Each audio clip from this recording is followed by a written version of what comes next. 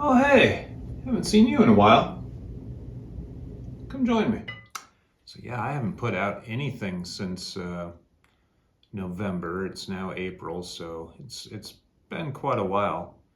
And I just took a little time off and realized, doing YouTube is fun, but there's quite a bit that goes into it. And, right now, obviously, if you look at my video count in 2024, 2025, a lot of videos, not a lot of views. And that started to kind of weigh on me, and I was trying to figure out a way to get more views. And then I realized that's not why I started this.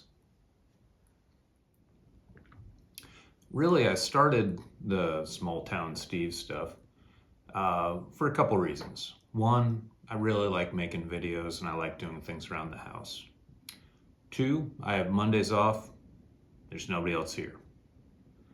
And three, I realized that I would love to have seen my grandfather, great-grandfather, even my dad, and all the stuff that they did, all the things they made, all of the work they did. I didn't get to see a lot of that. I didn't get to see my dad's dad working on the farm, or my mom's dad working on the ranch. I saw the ranch and I saw the farm, but never really thought about how much work went into it. And I would have loved to have seen a video of all that. I would also like to have seen a video of them, when they're a little bit younger. And YouTube is going to allow me to hopefully be introduced to my grandkids, great-grandkids, right on down the line. They'll know me as more than just the, angry get off my lawn guy that I'm bound to become. And so I realized while I was looking for some views from complete strangers, I was kind of forgetting why I was doing it, just to introduce myself to future generations. So took a little time off. I did a lot of projects around here that I didn't bother filming, and you know what? They went a lot quicker. So I got a lot done. I'll show you a couple little clips of some things. But all in all, what I think I'm going to do going forward is try and remember who I'm making the videos for. So for future, small town Steve Juniors and seconds and thirds and fourths, hi, I'm Grandpa, great-grandpa, great-great-grandpa, and these are the things I do. By the way, if you inherit this house, I'm so sorry. You'll find out pretty soon that it's made out of 99% caulk and some sweat and blood. That's pretty much it. So good luck. So, probably rambled on enough. Today, I think we're going to get after it. But first, I'm going to eat breakfast. So here's a couple of those projects. Did the bathroom light and fan downstairs, and master bedroom, installed this switch, and extra couple lights up in the closet. We just had a pull chain up there, and of course it fell out.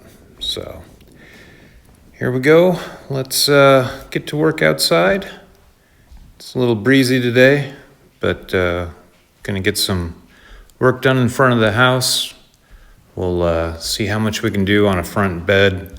Gonna try and convert it over from just a wood mulch to some rock mulch. So a little less to buy each year.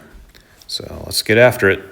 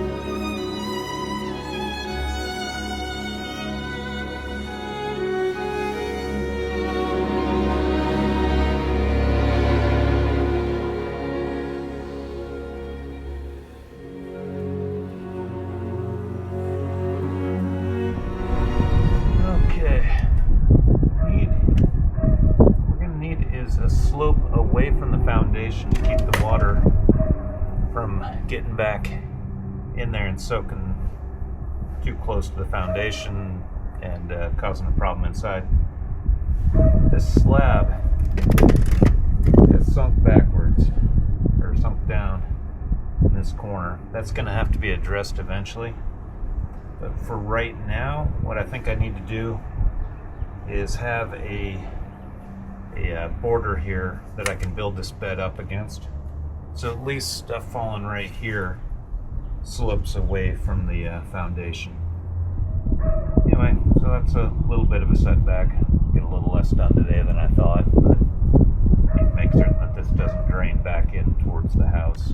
So now for these, plan on cutting the bottoms off, and they will be placed in to keep the rocks off the plants.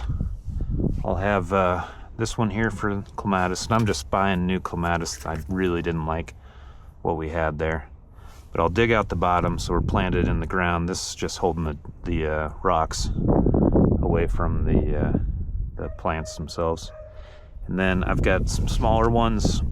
We'll do a few lilies or something around here.